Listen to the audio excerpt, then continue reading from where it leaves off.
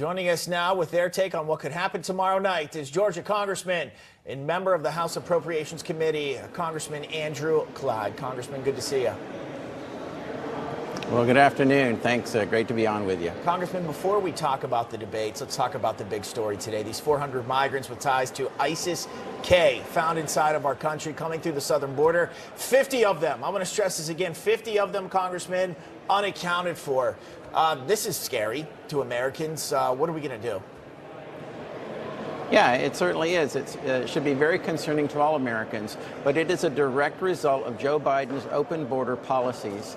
And we have seen crime run rampant in this country, avoidable crime, especially crime caused by illegal aliens on our citizens. And now we have these 400 ISIS potential members smuggled in, and we don't know where 50 of them are. Yeah, we've arrested 150 of them. The other 200 we're not sure about. But these 50, we don't know where they are. That is very concerning. And when Secretary Mayorkas, when he says, well, this is inaccurate, it's probably because it's a whole lot more. Interesting point. Very, very interesting point. I was going to ask you about that inconsistency. But since you answered that for me, let's move on to that much awaited CNN presidential debate happening in your state of Georgia, of course, in Atlanta. Now, we know that President Biden has been at Camp David all week getting ready for this, whether it's resting, practicing standing, getting tips from his 16 or so advisors. This is something the former president discussed with us right here on Newsmax last night. Take a listen. I think I've been preparing for it for my whole life, if you want to know the truth. And I'm not sure you can lock yourself into a room for 2 weeks or 1 week or 2 days and really learn what you have to know. And I've been through it. I've been, a popular president. Congressman, and now, of course, we're hearing that President Biden is preparing for two versions of former President Trump. Either one, if Trump is disciplined, or one, if he does his Trumpian thing and goes off script. So if you were in former President Trump's shoes, how would you prepare knowing that President Biden could come at you in very different ways? Any strategies that you would suggest or take? Well, I think the American people are going to see indeed a historic debate.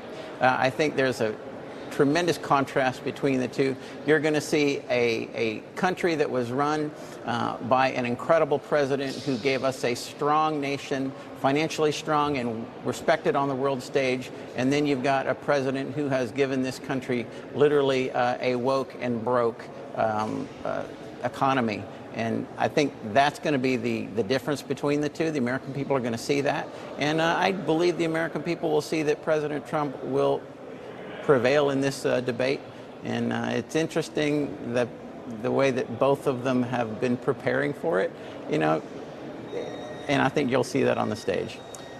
Congressman, busy day today, whether it's debate or ISIS-K, aiding people coming into the country, also the Supreme Court.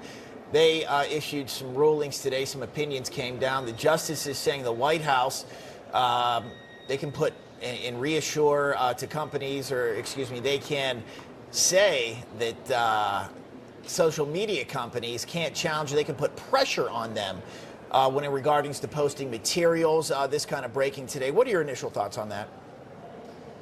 Well, I think it's so important that Americans' free speech rights are protected.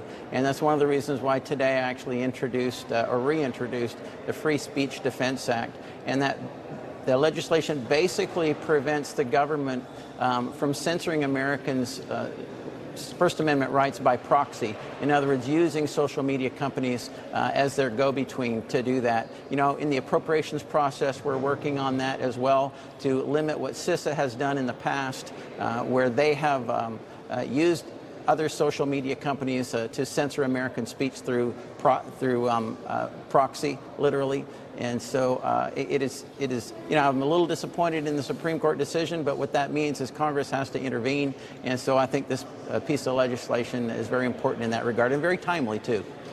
I just want to say Justice Alito in his dissent said it was blatantly unconstitutional. The country may come to regret the court's failure to say so. So big ramifications maybe down the line for this. Congressman Andrew Clyde, thanks for stopping by.